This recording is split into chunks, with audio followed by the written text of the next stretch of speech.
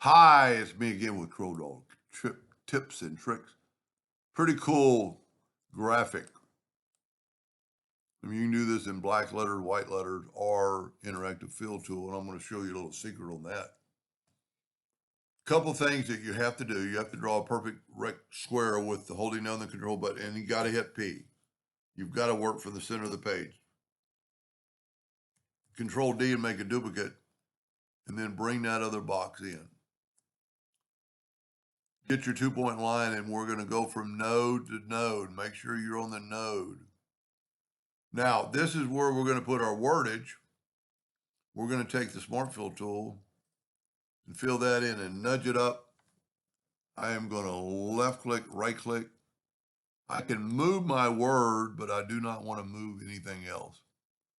Now I'm going to take this, I'm going to go to Effects and Contour.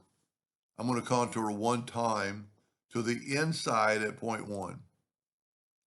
I just want a little bit away from the edges. Now, normally you break the contour apart, but I don't have to. I could just move it down there. Now, before I move it down there, and because we're working the center of the page, I can get rid of these lines. And I can left click, right click, get my wordage, open up my, under effects, my envelope tool, which I just made a new hotkey. Let's just use it. Alternate E. Well, gotta have nothing checked. Set up and open my envelope tool.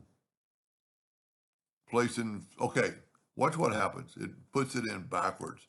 I think it's because of the configuration of that. So make it backwards or upside down and then do it. You'll find that from time to time. Now I need to get this wordage into there. I've already got that selected. So I'm going to hold down the shift key and select that and go EC. Now I'm going to get rid of this box. And I don't have to do anything. Control D, alternate C to have it rotate from the center 90 degrees. Control D, Control D. That's all you have to do. Now, your preference, whether you use Control D or not, I'm going to go Control G to group it, Control D to duplicate it. While holding down the arrow, I'm going to go like this.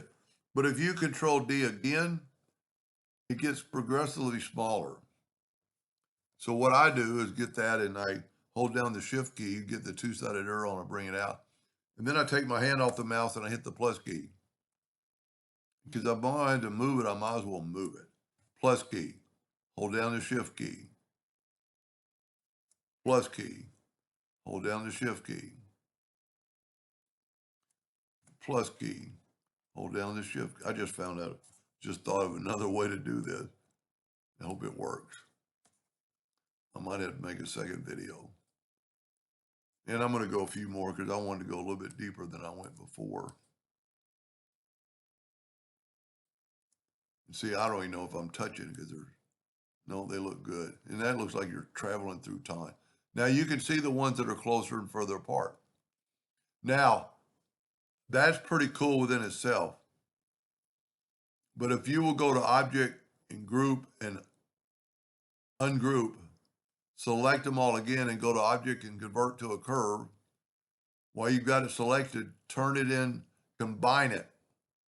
You have to do that for the Interactive Fill tool to work if you want to use the Interactive Fill tool to make it look like, go to make it look like that, to make it look like it's going, you know, and I could have gone the other way, made it darker in there. And all I did there, I just reversed the colors of the thing. You can see, definitely see the ones that are a little bit further apart, but most people wouldn't even notice it. And what I did on this one,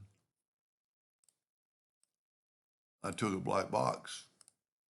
You wouldn't think anything would be cool, but that's pretty cool. And you can still, What I like about the interactive fill tool, you can go right back and change it again. You know, and you could, you know, adjust it at an angle, and then when you click off, those white dots will go away. Anyway, hope that gave you an idea or two, and thank you for watching.